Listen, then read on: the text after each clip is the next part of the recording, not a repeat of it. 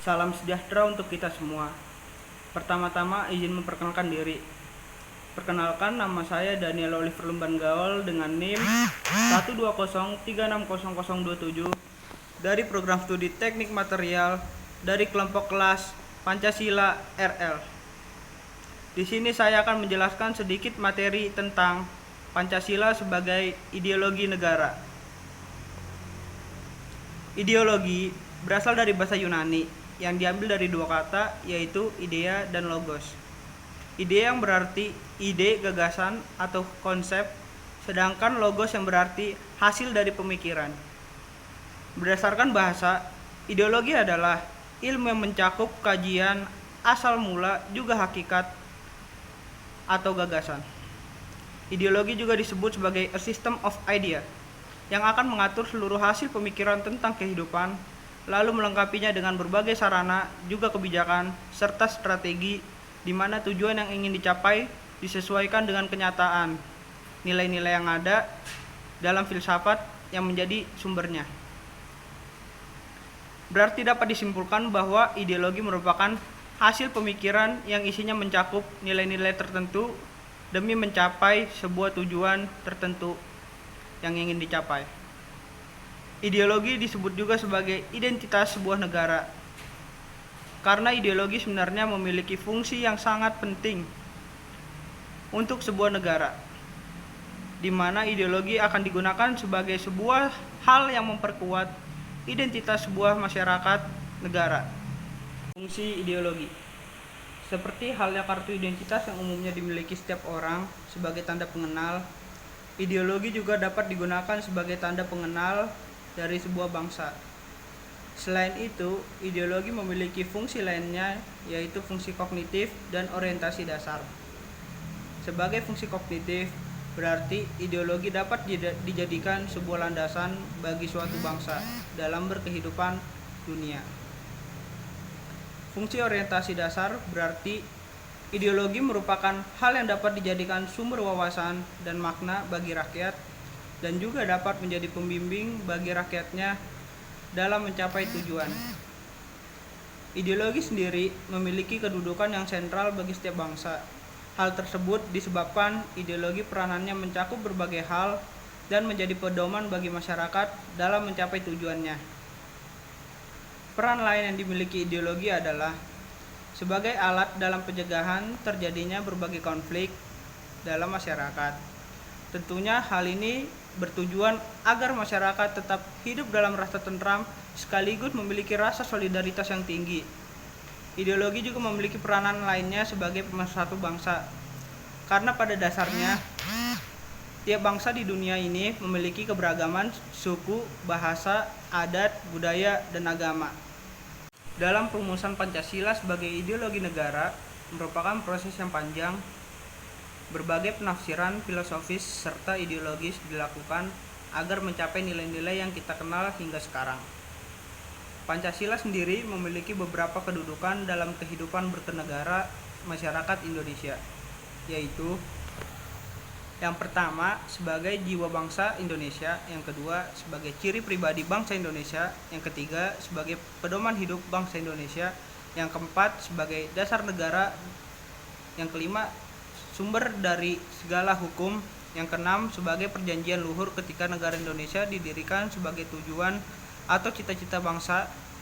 Kedudukan ini jelas menyatakan bahwa Pancasila merupakan pedoman bagi masyarakat Indonesia dalam menjalankan aktivitas kehidupan bernegara. Pancasila adalah petunjuk dalam kehidupan bernegara bagi masyarakat. Layaknya arah yang tidak pasti dari kapal tanpa kompas, demikian juga negara akan tanpa arah bila tidak ada Pancasila.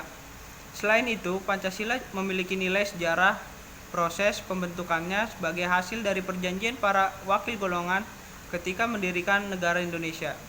Berdasarkan kedudukan dan fungsinya yang ternyata begitu penting, maka Pancasila harus dapat dijaga keluhurannya oleh setiap warga negara.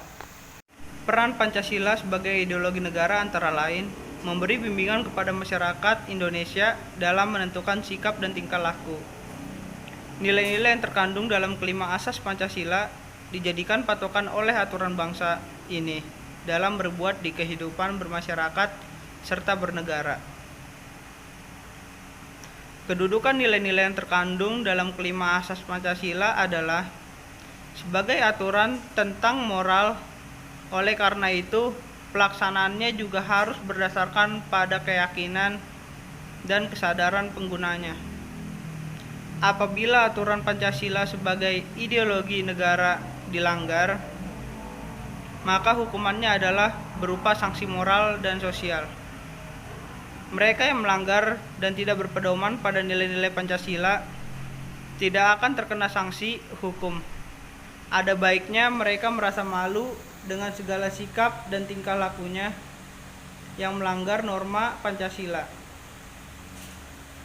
Pancasila sebagai ideologi negara mengalami beberapa masa perkembangan seperti halnya Pancasila di masa Orde Lama, Pancasila di masa Orde Baru, dan Pancasila di era Reformasi.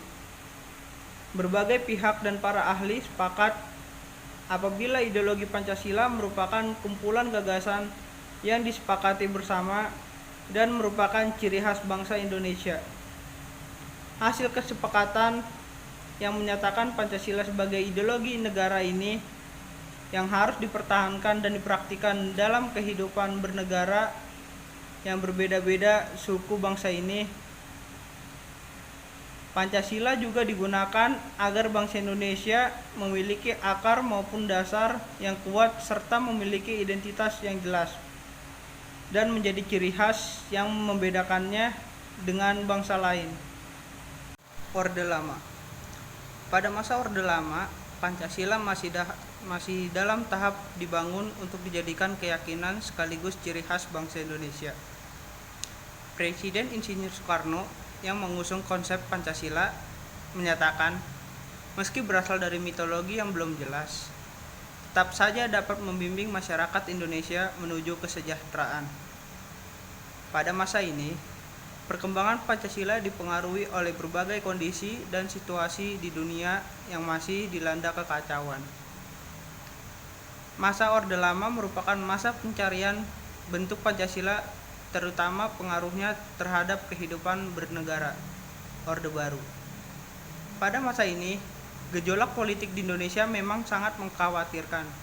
Dimulai dengan pecahnya peristiwa G30 SPKI, kemudian peristiwa dikeluarkannya surat perintah 11 Maret pada tahun 1966. Walaupun pemerintahan Orde Baru berhasil mempertahankan Pancasila sebagai ideologi negara, pelaksanaannya pada tahun-tahun berikutnya ternyata malah keluar dari jalur. Banyak dari kebijakan pemerintah yang tidak sejalan dengan nilai-nilai Pancasila.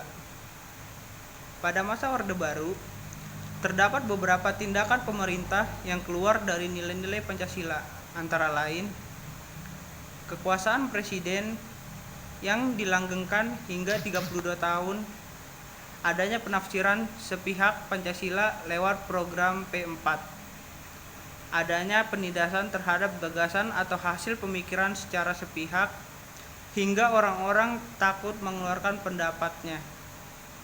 Ada penindasan dalam bentuk fisik seperti yang terjadi di Timur Timur, Aceh, Irian Jaya, dan lainnya. Adanya diskriminasi terhadap masyarakat non-pribumi, juga kelompok yang minoritas. Dalam buku Tabir Orde Baru oleh Yusuf Wanandi yang merupakan orang yang di lingkaran politik yang sudah bekerja dengan para penasihat utama presiden selama berpuluh-puluh tahun, memberikan gambaran mengenai segala kejadian yang terjadi selama Orde Baru negara Indonesia. Masa reformasi. Pada masa reformasi yang dimaksud, reformasi adalah sebuah kegiatan menata ulang, memformat ulang, atau menata kembali sebagai hal yang dianggap keluar jalur dan dikondisikan agar kembali pada bentuk yang sebenarnya sesuai dengan tujuan asalnya. Reformasi bisa juga diartikan sebagai pembaruan untuk menuju hal yang lebih baik lagi dan sesuai dengan harapan. Ada beberapa syarat yang harus diperhatikan untuk dapat melakukan reformasi atau pembaruan, yaitu terdapat penyimpangan harus mengacu perubahan pada sebuah struktur kerangka tertentu. Reformasi harus dapat mengembalikan sistem pada dasar negara demokrasi. Reformasi harus berupaya dilakukan untuk hal yang lebih baik. Reformasi harus berlandaskan pada ketuhanan yang Maha Esa serta menjamin persatuan bangsa. Adapun tujuan dilakukan reformasi adalah sebagai berikut ini. Untuk melakukan perubahan yang bertahap demi menemukan pembaruan nilai-nilai dalam kehidupan bernegara, untuk melakukan penataan terhadap seluruh struktur kenegaraan termasuk hukum dan undang-undang yang menyimpang dari tujuan, untuk melakukan perbaikan di berbagai aspek kehidupan seperti bidang politik, ekonomi, sosial budaya, juga pertahanan keamanan. Meniadakan segala kegiatan dan kebiasaan dalam masyarakat yang tidak sesuai dengan reformasi seperti KKN, kekuasaan yang otoriter, penyimpangan dan penyelewengan lainnya. Pancasila sebagai pandangan hidup bangsa Indonesia seharusnya dijadikan acuan dalam kehidupan sehari-hari. Walaupun arus globalisasi masuk ke negara ini sangat kencang, seharusnya Pancasila bisa menjadi filternya. Nilai-nilai luhur yang terkandung dalam setiap Pancasila harus dapat menjadi penyaring bagi kebudayaan asing yang mencoba masuk. Pancasila sebagai pandangan negara sebenarnya adalah wujud dari nilai-nilai kebudayaan milik bangsa Indonesia yang kebenarannya diyakini. Ideologi Pancasila berasal dari kebiasaan masyarakat dari zaman dahulu. Nilai-nilai Pancasila ini tumbuh dan berkembang dari masa ke masa. Itulah sebabnya bangsa Indonesia sudah seharusnya mengamalkan nilai-nilai yang terkandung di dalamnya. Karena Pancasila adalah cerminan kepribadian bangsa. Pancasila sebagai ideologi negara telah melewati beberapa fase perkembangan. Walaupun dipertahankan, Pancasila beberapa kali mengalami penyelewengan dalam praktiknya. Namun akar nilai-nilai Pancasila terlalu kuat sehingga masih dapat bertahan hingga kini. Pancasila sebagai pedoman hidup tetap akan menjadi acuan masyarakat Indonesia dalam menjalani kehidupan bernegara. Sekian dari pemaparan materi Pancasila sekian dari pemaparan materi Pancasila sebagai ideologi negara yang bisa saya sampaikan. Mohon maaf apabila ada kesalahan kata, dan juga saya ingin meminta maaf apabila suara video tidak kondusif karena saya membuat video ini di luar lingkup rumah. Sekian dari saya, terima kasih.